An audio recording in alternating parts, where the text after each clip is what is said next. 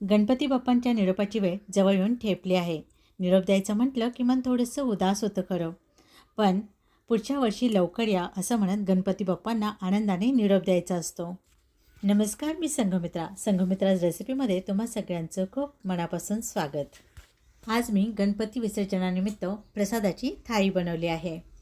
थाळीमध्ये वरण भात, फुलकोबीची सुकी भाजी आणि वाटली डाळ आहे. सोबत तळणीचे मोदक देखील आहेत. सुरुवात करूयात. इथं आपल्याला हरभऱ्याची वाटली डाळ किंवा खिरापत बनवायची आहे. त्यासाठी मी इथं भिजवलेली हरभऱ्याची डाळ घेतली आहे. 1 कप हरभऱ्याची डाळ रात्रभर पाण्यामध्ये भिजवत ठेवली होती. त्यातलं पाणी उपसून घेतलं आहे. तुमच्याकडे जर वेळ नसेल तर 2-3 तासासाठी गरम पाण्यामध्ये डाळ भिजू घातली तरी देखील चालणार आहे. 2-3 तासामध्ये देखील गरम पाण्यामध्ये हरभऱ्याची डाळ चांगली भिजते. आता आपल्याला एक छोटंसं वाटण तयार करून घ्यायचं आहे. त्यासाठी मिक्सरच्या भांड्यात मी थोडीशी कोथिंबीर घेतली आहे. सोबत अर्धा इंच अद्रकचे तुकडे घालून घ्यायचे आहेत. 3-4 हिरव्या मिरच्या आणि 1 टीस्पून जिरे घालून घ्यायचे आहेत. आणि पाणी न घालता याचं चांगलं वाटण तयार करून घ्यायचं आहे. तर इथं मी थोडंसंही पाणी न वापरता असं जाडं-भरडं वाटण तयार करून घेतलं आहे. आता त्याच मिक्सरच्या भांड्यात आपल्याला भिजवलेली डाळ बारीक करून घ्यायची आहे.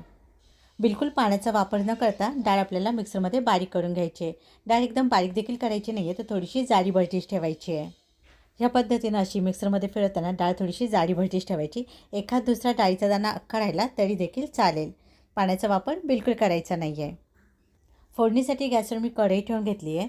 कढई हलकीशी गरम झाली की त्याच्यामध्ये 2 मोठे चमचे तेल घालून घ्यायचं आहे. तेल चांगलं तापलं की 1 टीस्पून मोहरी घालून घ्यायचे. मोहरी चांगल्या फुलू द्यायच्यात. मोहरी फुलल्या की जिरे घालून घ्यायचे. जिरे देखील 1 टीस्पून घालून घ्यायचे. जिरे मोहरी चांगली फुलू द्यायचे. नंतर थोडीशी कोथिंबीर घालून घ्यायची आहे आणि आपण मगाशी तयार केलेलं वाटण घालून घ्यायचं आहे. गॅस कमीच ठेवायचा आहे. एकदा व्यवस्थित परतून घ्यायचं आहे आणि अर्धा टीस्पून हळद घालून घ्यायची आहे. सोबत पाव टीस्पून हिंग देखील घालून घ्यायचं आहे. कमी गॅसवर सगळं एकदा व्यवस्थित मिक्स करून घ्यायचं आहे. नंतर मिक्सरमध्ये थोडी जाडी-भरडी बारीक केलेली डाळ घालून घ्यायची आहे. आता गॅस मोठा करायचा आहे आणि व्यवस्थित एकदा परतून घ्यायचं आहे. गॅस मोठाच ठेवायचा आहे आणि एकसारखं हलवत राहायचं आहे. 2-3 मिनटामध्ये डाळ कोरडी व्हायला लागते. डाळशी कोरडी व्हायला लागली की गॅस एकदम कमी करायचा आहे. नंतर 3-4 मिनटांसाठी झाकण ठेवून डाळ वाफवून घ्यायची आहे.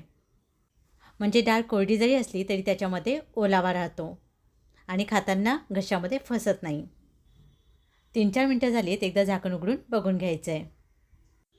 आता उलटणीने एकदा व्यवस्थित हलवून घ्यायचं आहे आणि याच्यामध्ये चवीपुरतं मीठ घालून घ्यायचं आहे.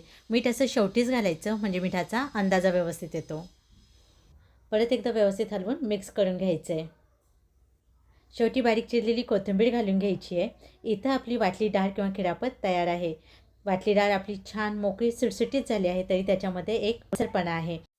गॅस बंद करायचा आहे. आता आपण फ्लावरची सुकी भाजी बनवून घेणार आहोत. मी इथं पाव किलो फुलकोबी घेतली आहे. 4-5 मिनटांसाठी गरम पाण्यामध्ये फुलकोबी घालून ठेवायची आहे. फोडणी देऊन घ्यायची. त्यासाठी गॅसवर मी कढई ठेवून घेतली. कढई हलकीशी गरम होऊ द्यायची. कढई गरम झाली की त्याच्यामध्ये 1.5 चमचा तेल घालून घ्यायचं आहे. तेल चांगलं गरम होऊ द्यायचं आहे. नंतर अर्धा टीस्पून मोहरी घालून घ्यायचे आहेत. मोहरी चांगल्या तडतडू द्यायच्या आहेत. मोहरी चांगल्या फुलल्या की याच्यामध्ये अर्धा टीस्पून जिरे घालून घ्यायचे आहेत. जिरे देखील चांगले फुलू द्यायचे आहेत. नंतर थोडीशी कोथिंबीर घालून घ्यायची आहे. गॅस कमीच ठेवायचा आहे आणि अर्धा इंच अद्रकचा तुकडा किसून घालून घ्यायचा आहे. अद्रक किसून किंवा ठेचून घालायचे आहे. अद्रकचा खूप छान फ्लेवर येतो. नंतर याच्यामध्ये एक मिडियम साईजचा टमॅटो बारीक कट करून घालून घ्यायचा आहे. कमी गॅसवर मिनिटभर परतून घ्यायचं आहे. नंतर लागलीच फुलकोबी देखील घालून घ्यायची. पाण्यात आपण जी फुलकोबी ठेवली होती ती पाणी निथळून मग घालून घ्यायची आहे. परत एकदा व्यवस्थित मिक्स करून घ्यायचं आहे.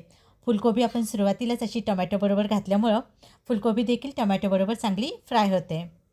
1-2 मिनटासाठी परतून घ्यायचं आहे.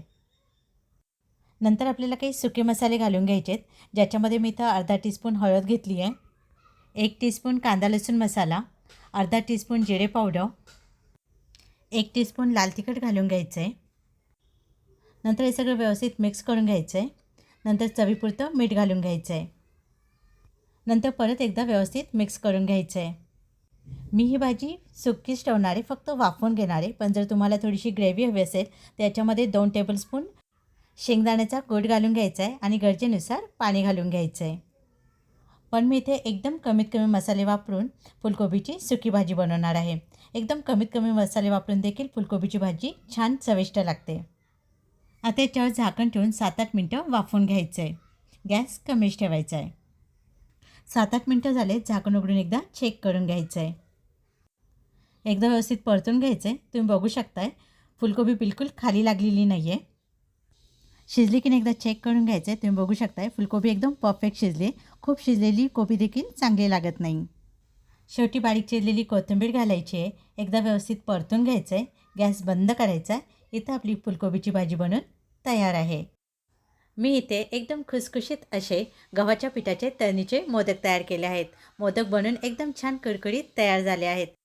मी याआधीच तळणीच्या मोदकांचा व्हिडिओ अपलोड केलेला आहे. व्हिडिओची लिंक मी इथे डिस्क्रिप्शन बॉक्समध्ये देत आहे.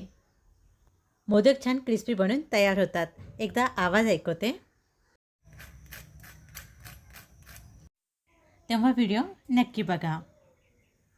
तर इथे माझा संपूर्ण स्वयंपाक बनून तयार आहे. आय होप आजचा व्हिडिओ तुम्हाला नक्की आवडला असेल तर तसं मला कमेंटमध्ये नक्की कळवा.